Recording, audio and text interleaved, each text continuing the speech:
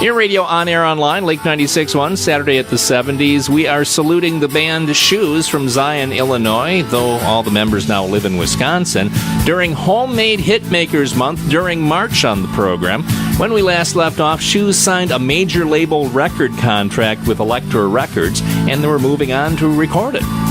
Around that time, when you were cutting that deal, you had an opportunity to go out to Los Angeles for a little while, Memorial Day weekend of 1979. Why don't you tell the story in regards to that? Well, we had signed the deal with Elektra in April, and so we were anxiously chomping at the bit to, actually get out there and start recording.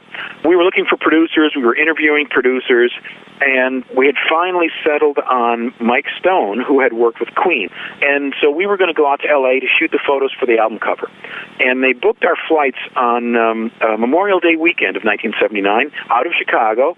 We're going to leave Friday afternoon on American 191.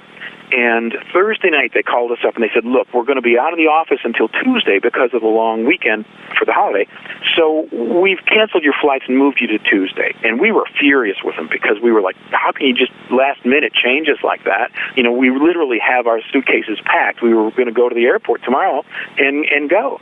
And as luck would have it, American 191 is the one that DC-10 taking off. The engine fell off the wing, severed the hydraulic lines, and that plane crashed and killed everybody on it. We're reporting this afternoon on the worst commercial air disaster in United States commercial aviation history. At O'Hare Field, Flight 191, American Airlines, bound for Los Angeles.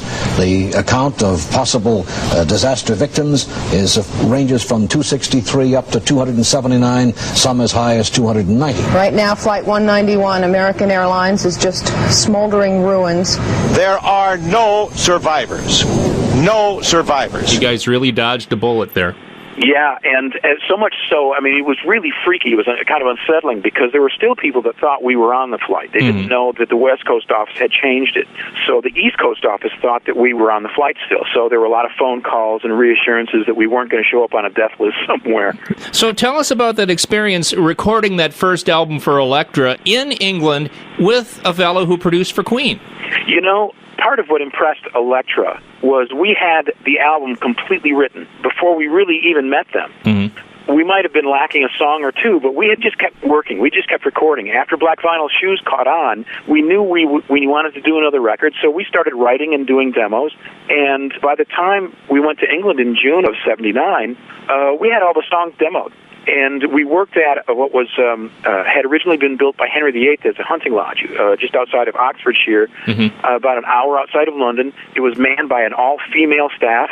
They would make you breakfast, they would make you lunch, and then we had a cordon bleu chef that came in and made dinner every night.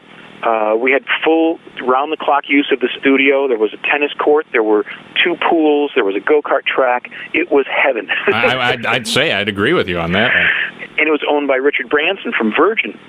And he would come out on weekends and hang out, or sometimes you would get someone that had worked there before. Van Morrison came out one weekend and to just hang out. They were always encouraging us. Why don't you have some of your friends come out? They can eat for free and stay here. What did the people back in Zion think about all of this? There wasn't really much knowledge of what we were doing back home. Yeah, because Zion is a dry town. There was no clubs. There were no bars. We never played live. We were just kind of on our own, working in this little house. And unless people read the trade papers, they didn't really know what was going on. We keep to ourselves. We're pretty inauspicious, I guess you'd say. Sometimes people would say, hey, what's going on with the band? We say, well, we just got back from England. They go, what? But we're pretty normal people, just making music is all. As time went on, we became more recognized. But even when we were on MTV in the early 80s, they didn't have MTV in our hometown. So people around us, our mail would go crazy. We were getting literally stacks of mail every week. But the people in Zion were oblivious because, they just didn't know what was going on. So it was good in a way.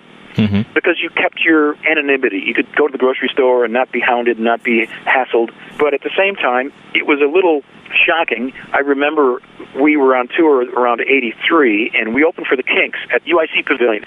And the next day, I was taking my garbage out, and I thought, wow, that's a long ways from last night to where I'm standing right now, putting the garbage in this bin. But that's part of what I think helps keep things from getting too crazy. Is Right. This is where we're from, and we don't live in Zion anymore. We're all Wisconsin guys now. Oh, really? Yeah, we all live in Wisconsin. Okay, so that first Elektra album was released, Present Tense. Tell us about the adventures that you had when that album was released, promoting it, and so on and so forth. It was crazy because of the fact that the guy that signed us was the vice president of the label. He had never signed a band before, and his actual role was promotion. He wasn't the guy to sign bands. He wasn't the A&R man. And being the first band that he signed, we knew, number one, he wasn't going to let it fail, and number two, he was in charge of the promotion money. So it was a great position to be in. Unfortunately, it created a power struggle within the label. There was this battle between the East Coast and the West Coast offices on, where we should be working or who should be taking our pictures or what kind of image the band should have. We were just doing what we did, but we found out sort of after the fact there was this internal struggle. Once he signed us, the album started to chart, so the vice president that signed us decided, I don't want to promote records anymore. I want to sign bands. I found shoes. That's what I want to do is sign bands. So he eventually got his way, which was the death knell for us, because now the guy that was promoting our record isn't promotion anymore. Now he's out signing bands. So that made subsequent records very difficult. But Present Tense was a lot of fun to promote. We didn't really do a tour to support it. We did a short, kind of disastrous tour at the end of 1979, but we filmed 4 videos for the European market. About a year and a half, 2 years later, when MTV came on the air in America in August of '81, they were looking for things to play, and here we had 4 ready-made videos, so it was a perfect fit. The problem was that the label did not believe in videos. They thought it was a waste of time and a waste of money and a flash in the pan, and they wouldn't finance any more videos. We actually even did a video on our own, independently, and gave it to MTV, and MTV played it a couple of times, and someone from Elektra's legal department found out and contacted MTV and said, pull this off the air, you can't play this, it did not come through the office, and they slapped our wrists and said, you can't do that, it has to come through our office, and they basically alienated MTV. And we've got one more segment with Jeff Murphy of the band Shoes coming up as we continue Homemade Hitmakers Month in March on Saturday at the 70's here at Lake 96.1. And by the way, we will feature segments of this interview exclusive to the Lake 96.1 Saturday at the 70's Facebook fan page. Hear more about the bands that influence Shoes, and along with that, find out more about how Shoes is still in demand all over the world. Check that out at facebook.com/Saturday at the 70's, 70's spelled 70's. That Present Tense album, the first album Shoes released on Elektra Records, the first single, got some attention on the charts. It got to the mid-70s on the Billboard Hot 100. Here it is for you from Present Tense. It's Too Late, Shoes on Lake 96.1 and Saturday at the 70's. Every time